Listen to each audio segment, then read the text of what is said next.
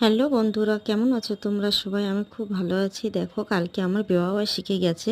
তো আমি কি কি বানিয়েছি, এখানে হচ্ছে চিকেন পকোড়া আমি বানাচ্ছিলাম। সেজে গুজে চিকেন পকোড়া করতে এসছিলাম। এই যে আমার বোন ভাগ্নি কি যেন করছে, আর ওই যে দেখলে আমার বর দাঁড়িয়েছিল। আর এই যে দেখো আমি কি কি রান্না করেছি। এটা চিকেন আছে, আর এখানে আছে চিলি পনির, আর করেছিলাম এই পাশে আছে, দেখাচ্ছি, ডাল করেছিলাম। তো দেখাতে ভুলে গেছি ডালটা। আর এই যে দেখো আমার মামি আর আমার ননদ এই যে বসে আছে, ননদ মুখে হাত দিয়ে কী জানি কী চিন্তা করছে। তারপর এই যে আমি চলে এসেছি রেডি হয়ে। এখন আমাদের কেক কাটা হবে। এই যে কেক কাটিং করবো বলে দাঁড়িয়ে আছি।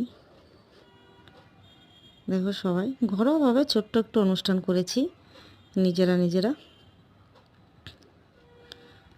দেখো আমি এখন কেক কাটবো। বরকে বলছিলাম চুপচাপ দাঁড়িয়ে থাকো ওখানে। দেখো আমরা দুজনেই কেক কাটছি। আমার মামা একটা কেক এনেছিল, একটা আমার বর নিয়ে এসেছে, তার জন্য বরের কেকটা আমরা কাটছি প্রথমেই। মামা একটা কেক এনেছিল, খুবই সুন্দর, এত সুন্দর ছিল কেকটা।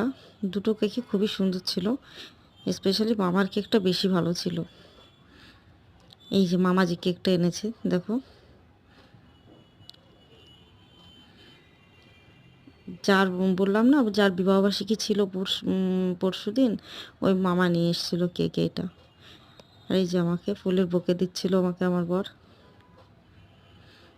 তখন একটু সেলফি নিচ্ছিলাম।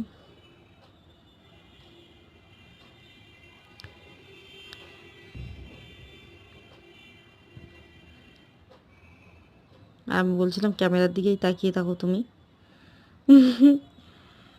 তো আমার দিকেই তাকিয়েছিল, আর আমি এত হাসছিলাম কি বলবো। এই যে আমার একটা ভাই, এখন এটাও কাটবো কেক।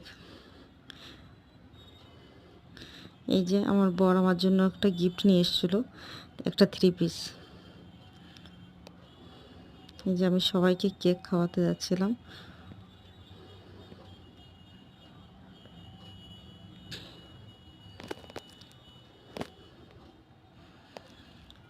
প্রতি বছরই করি ঘরোয়াভাবে, ভালো লাগে। আর অ্যানিভার্সারি করতে কার না ভালো লাগে, সবারই ভালো লাগে, সবাই করে যে যেমনভাবে করতে পারে। তো আমরা এই ছোট ছোট আনন্দটাকেই খুবই উপভোগ করি। দেখো আমি